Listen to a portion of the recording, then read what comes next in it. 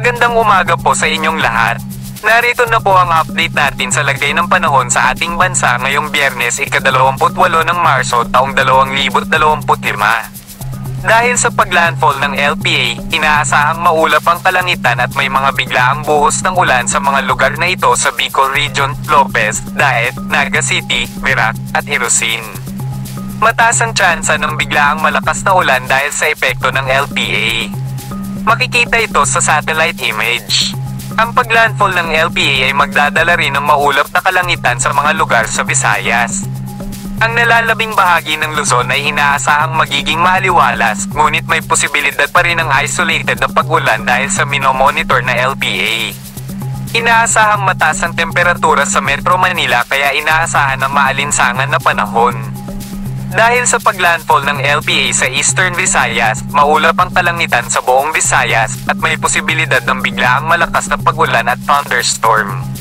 Mag-ingat po tayo lalo na sa mga lugar na ito, Calbayog, Tacloban, Silargo, Sagay, at Rojas. Inaasahang makakaranas sa mga nabanggit na lugar ng biglaang malakas na pag-ulan dahil sa LPA. Sa Palawan, inaasahang maulap ang kalangitan dahil sa papalapit na LPA. Ang Mindanao naman, lalo na ang Caraga at Northern Mindanao, ay makakaranas din ng maulap na kalangitan dahil sa epekto ng LPA. Mag-ingat po tayo dahil posible ang paglambot ng lupa sa mga kabundukan. Mataas pa rin ang tsansa ng pag-ulan sa Cabadbaran at Cagayan de Oro. Maging alerto po palagi. Tandaan po na ang ulat na ito ay batay sa kasalukuyang lagay ng panahon at anumang oras ay maaaring magbago. Manatiling updated at nakasubaybay sa mga bagong ulat panahon para sa ating kaligtasan. Sa kasalukuyan, wala pang nakataas na gale warning sa ating mga baybayin. Ngunit iba yung pag-iingat pa rin po para sa kaligtasan ng ating mga mahal sa buhay. Panahon sa susunod na 3 araw. Metro Manila at Baguio City, maganda at maaliwalas na panahon, may mga isolated na pag-ulan.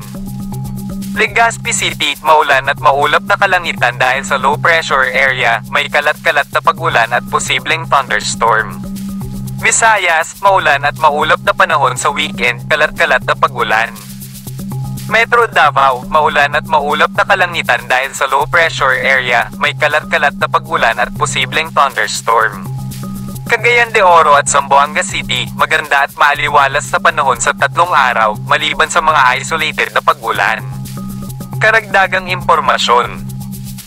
Ang araw ay sisikat mga 5:55 AM.